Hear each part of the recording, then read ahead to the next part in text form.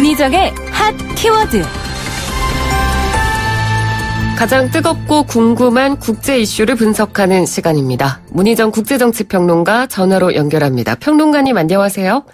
네, 안녕하세요. 네, 반가운 소식입니다. WTO 상소기구가 일본 후쿠시마 주변산 수산물에 대한 수입 금지 조치가 타당하다. 이렇게 한국의 손을 들어준 거죠? 네, 그렇습니다. 다들 일심처럼 패소할 거라고 예상을 했었는데 의외의 결과라고 할 수 있습니다. 예. 현지 시간으로 11일 세계무역기구 WTO 상소기구는 일본이 제기한 후쿠시마 수산물 수입 금지 조치 제소 사건에서 1심격인 분쟁 해결기구 패널의 판정을 뒤집고 이 한국의 수입 금지 조치가 자의적 차별에 해당하지 않으며 부당한 무역 제한도 아니라고 판단했습니다. 네. 그리고 세슘 검사만으로 적정 보호 수준을 달성할 수 있는데도 수입 금지와 기타 핵종 추가 검사를 요구한 조치는 무역 제한이라고 본 1심 패널 판정을 파기하면서 과도한 조치가 아니라고 분명히 밝혔는데요. 다만 한국 정부가 수입 금지 조처와 관련해서 일본에 충분한 정보를 제공하지 않았다며 절차적인 부분만 일본의 손을 들어줬습니다. 네. 그러니까 이번 결과에 대해서 다들 의외라고 이렇게 이야기를 하는데 이 WTO 위생 및 식물 위생 협정 관련 분쟁에서 1심 결과가 뒤집힌 게 이번이 처음이라고요. 그렇습니다. 이 1심에 해당하는 WTO 분쟁 해결 기구는 지난해 2월 이 당시 한국 정부의 조처에 대해서 일본산 식품에 대해 차별적이며 필요 이상으로 무역 제한적이고 정보 공표 등 투명성에서 미흡하다면서 세계무역기구 협정에 부합하지 않는다고 판단했습니다. 네. 이 분쟁 해결 기구는 한국 정부가 수입을 금지한 과학적인 근거가 충분하지 못하다고 지적하면서 세슘 검사만으로 적정 보호 수준을 달성할 수 있는데도 수입 금지를 하고 또 다른 추가 검사를 요구한 조치는 무역 제한에 해당한다. 이렇게 결론을 내렸었는데요. 네. 이게 이제 1심 결론이었고 보통 1심이 2심에서 뒤집히는 경우가 한 번도 없었기 때문에 거의 대부분의 전문가들과 언론들은 추가의 과학적인 소견을 제출하지 못하는 이상 우리 정부가 패소할 가능성이 높은 상황이라고 예상을 했었습니다. 예. 저도 원고를 그렇게 써놨다가 네. 새벽에 결과가 나와서 다 바꿨는데요. 네네. 네, 1심에서 유리하게 판정됐던 이 핵심 쟁점이요. 2심에서 모두 파기가 된 상태입니다. 네. 그런데 우리나라 외에 다른 국가들에서도 이 일본산 수산물에 대한 규제를 하고 있는 걸로 알고 있거든요. 네네. 그런데 일본이 한국만 제소를 했다고 하죠? 그렇습니다. 일본 농림수산성에 따르면 후쿠시마 원전 사고 후 일시적으로 54개국이 일본산 식품에 대해서 수입을 규제했는데요.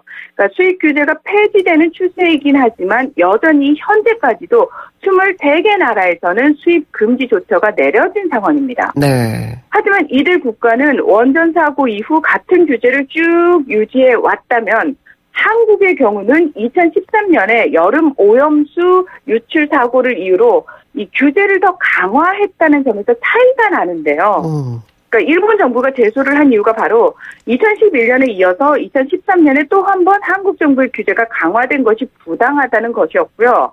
WTO 역시 1심에서 한국이 2011년 3월 원전 사고 직후 취한 수입 규제 조치는 협정에 위배되지 않지만 2013년부터 현재까지 수입을 전면 금지하고 있는 것은 필요 이상으로 무역 제한적이라면서 WTO 협정에 위배된다고 판단을 했습니다. 네, 그러니까 원전 사고와 관련해서 오염수 유출이라는 새로운 사실이 밝혀졌고 그 부분에 대해서 그렇죠? 우리 정부가 그에 상응하는 조치들을 내놓은 건데 그게 부당하다라고 일본이 이야기를 하는 거죠? 맞습니다. 우리나라에서는 원전 사고 2년 뒤인 2013년 7월에서 8월 이 후쿠시마 제1원전 오염수 저장 탱크에 담긴 물이 바다로 유출된 사건이 발생하자 이 지역에서 나오는 모든 수산물의 수입을 금지하는 강화 조처를 발표했는데요. 예. 또 후쿠시마 인근 8개 현 이외의 수산물도 한국 쪽 검사에서 방사성 물질이 미량이라도 검출되면 이 스트론튬 및 플루토늄 등의 검사 증명서를 추가로 요구하도록 강화를 했고요. 그리고 국내의 세슘 기준치도 종래의 킬로그램당 370 베크럴을 100 베크럴로 낮춘 바 있습니다.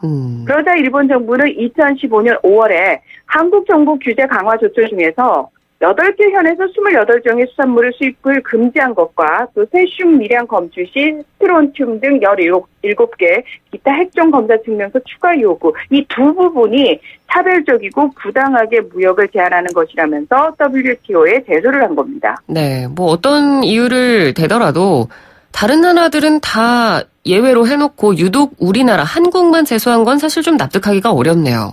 맞습니다. 사실 규제의 내용만 본다면 일본과 가깝고 식문화가 비슷한 동아시아 국가들의 규제가 더 강한 편이거든요. 네네. 그러니까 중국 같은 경우에는 한국은 8개지만 중국은 10개 지역에서 나오는 수산물도 아닙니다. 대부분의 식품과 사료 수입을 금지를 하고 있습니다. 대만도 5개 지역에서 생산되는 식품은 주류를 제외하고 모두 수입을 금지하고 있습니다. 예. 그러니까 이처럼 일본 수산물 최대 수입국인 홍콩이나 중국 등을 내버려 두고 5번째 수입국인 우리나라를 유일하게 제소한 것은 상당히 부당해 보이는데요. 그러니까 이 부분은 아마도 우리 정부의 대처가 미흡했던 부분을 일본 측이 집요하게 파고든 것이 아닐까 짐작이 됩니다. 네. 우리 정부는 2014년에 일본 방사능 안전관리 민간전문가위원회를 꾸려서 일본 현지 조사에 나섰는데요. 이 WTO 소송이 시작되자마자 조사 활동을 특별한 근거 없이 중단을 하게 됩니다. 일본산 수입 금지 논리를 뒷받침할 증거 관련 조사가 이 조사단 활동의 중단으로 제대로 이루어지지 않아서 일본 측이 제시하는 수치에 의존할 수밖에 없었던 것이 아무래도 일본 측에 빌미를 준 것으로 보입니다. 네.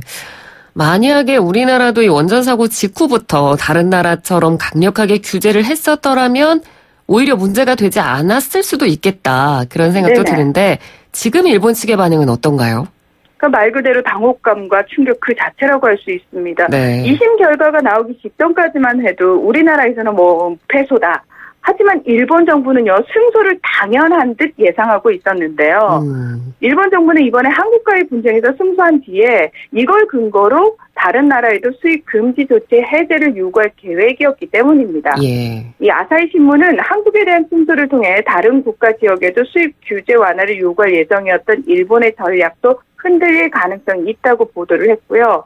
일본 니혼가이 신문은 오늘자 일면에서 한국의 수산물 수입 규제, 일본이 역전 패소라는 제목 아래 1심에서는 일본의 주장을 인정해 한국의 시정을 요구했지만 일본의 역전 패소가 됐다고 전하기도 했습니다. 네. 자, 뉴스에서 들으셨겠지만 하지만 일본의 고노다로 외상은 오늘 새벽 발표한 담화를 통해서 이 한국에 대해서 규제 조치 전체의 철폐를 구하는 입장에는 변함이 없다면서 계속해서 조치 철회를 요구해 나가겠다고 거듭 밝히면서 좀처럼 물러설 기미는 보이지 않고 있는데요. 네. 이 이유가 사실 일본 내부적으로 후쿠시마 수산물이 안전하다, 후쿠시마는 안전하다라면서 그 지역 이재민들을 계속 지역으로 돌려보내는 작업을 하고 있는데 그 부분에 영향을 미칠 것과 더불어서 혹여라도 지금 23개 나라가 수입 금지 조치를 계속해서 하고 있잖아요. 네. 그 부분에 또 영향을 주고 다른 나라들도 그 문제를 또 걸지 않을까. 그리고 그 수입 금지를 하는 나라들이 또 확대되지 않을까에 대한 후폭풍을 우려하는 차원이라고 볼 수가 있습니다. 네네. 우리 정부는 일본 식품에 대한 기존 검역 절차가 그대로 유지될 것이라면서 원산지 표시제 강화 등의 조치도 꾸준히 추진할 거다. 이렇게 밝혔습니다. 네, 일단 한시름 덜기는 했습니다. 근데 우리나라 국민들 입장에서는 실제로 저도 좀 궁금하고요. 이 후쿠시마 네네. 주변 지역의 수산물들이 어느 정도로 방사능에 오염됐는지에 대한 궁금증이 크거든요. 그러니까 그렇습니다. 먹지 못할 만큼 그렇게 위험한 것인가. 이게 공식적으로 발표된 수치나 그런 내용들이 있습니까? 네, 지난 2일 시민방사능감시센터와 환경운동연합이 일본 정부가 진행하고 있는 농수축산물 방사능 검사 결과를 분석해 공개했는데요. 네. 이거는 일본 정부가 발표한 내용입니다. 일본 후생노동성이 2018년 일본 전역에서 생산한 농수축산물 17만 1,925건의 방사능 검사 결과에서 농산물은 18.1%, 수산물은 7%, 야생육은 44.6%, 그리고 기타 가공식품은 2.5%에서 방사성 물질 세슘이 검출된 것으로 나타났습니다. 네. 이 방사성 물질이 높게 검출된 어종은 18종으로 송어, 붕어, 잉어와 같은 담수어는 물론이고요. 도다리나 홍어, 농어, 가자미, 까나리 등 해수어도 포함이 됐는데요. 예. 특히 한국이 수입 금지 조치를 취하고 있는 지역, 후쿠시마라든지 이바라키, 도치기, 군마, 치바, 미야기, 이와테, 아오모리 수산물에서는 세슘 검출률이 7.3%로 나머지 지역 0.8%보다 9.1배 높은 것으로 나타나서 이 후쿠시마 주변 8개 지역 수산물의 방사능 오염도가 높고 안전하지 않다라는 걸 수치로도 보여주고 있습니다. 네. 눈에 보이지는 않지만 그래도 음식물을 통한 방사능 피폭에 민감할 수밖에 없는 이유가 그만큼 위험하기 때문에 이렇게 예민하게 바라보는 거잖아요. 그렇습니다.